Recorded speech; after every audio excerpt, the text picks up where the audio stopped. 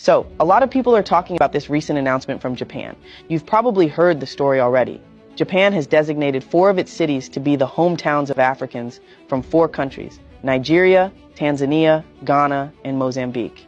And immediately the reaction from some people was, here we go again. The Japanese want Africans to come and work for them, to pay taxes, to help develop their country, but they don't want those same Africans to mingle with their people.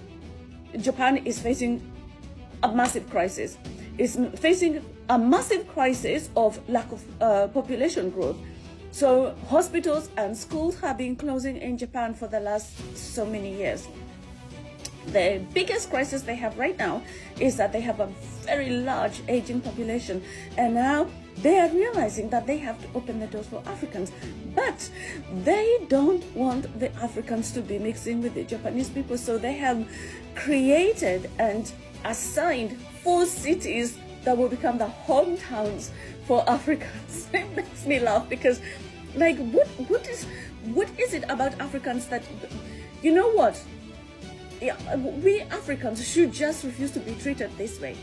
That they don't want the actual Africans to mix with normal Japanese people, so they have to assign locations where Africans will stay, will be confined.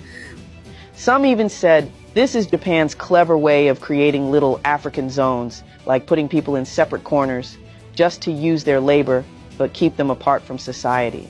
Now let's slow down for a second and look at the facts, because when you actually study what Japan has done, the story is not quite what it looks like at first glance. Yes, Japan is facing a serious demographic crisis. The population is shrinking, schools and hospitals in rural areas are closing down, and the country has one of the largest aging populations in the world. They need young people, they need skilled workers, and they need fresh energy to revive some of their communities. That part is true. But here's where people get it wrong. Japan is not building segregated African camps. What actually happened is that at the Tokyo International Conference on African Development, TICAD 9, Japan launched a symbolic program through JICA, the Japan International Cooperation Agency. They picked 4 Japanese cities and they matched each one with an African country. For example, Kisarazu in Chiba Prefecture became the hometown for Nigeria. Why? Because Kisarazu already has ties with Nigeria. It hosted the Nigerian Olympic team during Tokyo 2020.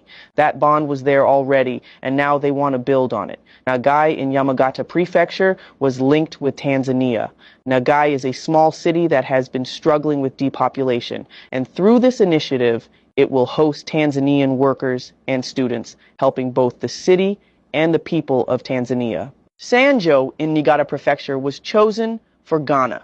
Sanjo is a city known for its metalworking and craftsmanship, and Ghanaian youth can gain skills there while also contributing to the local industry. Imabari in Ehime Prefecture was assigned to Mozambique. Imabari is Japan's shipbuilding capital, and Mozambique has a long coastline and maritime interests, so the partnership makes a lot of sense. So these towns were not chosen randomly, and definitely not as isolation zones. They were selected because of existing ties, economic potential, and opportunities for skill sharing. Now some people still ask, but why assign cities in the first place? Why not just let Africans live anywhere? The answer is that this is about structured cooperation. Japan wants to make sure that when people come, they don't just get lost in Tokyo or Osaka, but actually connect with local communities where they can be welcomed, supported, and integrated into industries that need them. It's about creating a bridge that benefits both sides. Africans get skills, experience, and opportunities, and Japanese towns that are dying out get a second life. So, when you hear people say, Japan just wants to use Africans but doesn't want them to mix with their people, that's not the real story. The truth is that this is a diplomatic and developmental initiative, one that highlights respect and partnership. It's not perfect. Japan is still very conservative when it comes to immigration. But this is actually a rare and important step forward. If you look closely, it's not about pushing Africans into corners. It's about opening doors. Carefully, yes, but in a way that might create long-term opportunities for both Japan and Africa.